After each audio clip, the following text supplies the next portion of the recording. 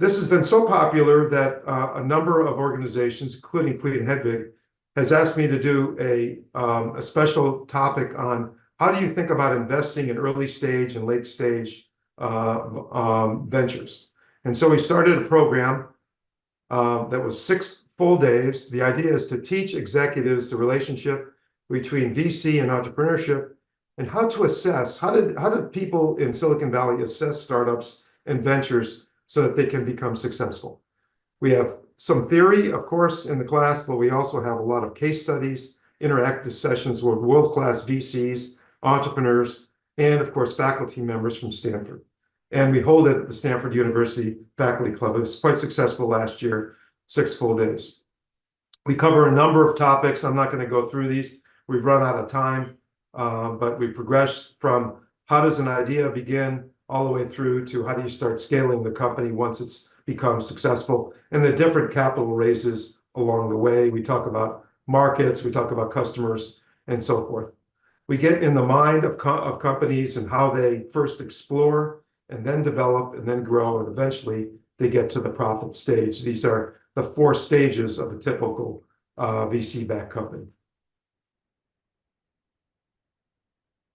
Naturally, we talk about the entrepreneurs. We have them come in and talk about their attributes. We talk about the different innovations. You've seen a few from SRI, but many more in these courses, and so forth. Many people don't know how a venture capital firm works, so we actually have a session on how to form a venture capital firm, what that means, how do you manage it, how do you get successful at it, and so on.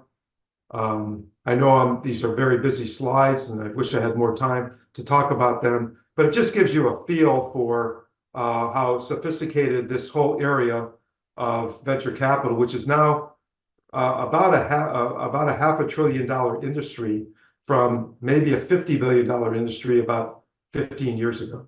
So it's really grown very, very rapidly. And then I go through how to make investment decisions. We have a whole complete session on how to assess a company very, very objectively, not emotionally, but very objectively, to determine whether you want to invest in that company. This is my picture of El Capitan from Yosemite. Some of you have been to Yosemite. I will tell you that if you're trying to go up El Capitan, not many people make it. Not many VC companies make it to the top for an IPO. I've been fortunate enough to have a couple of IPOs in my history. It's been a lot of fun, but a lot of work, but a lot of satisfaction as well. Now, my experience has been in the semiconductor capital equipment industry, the voicemail industry, and I mentioned AI-based resume and CV processing industry. They all became large companies. In many cases, they actually created a whole new industry, which is another topic unto itself. But I'll leave you with this thought.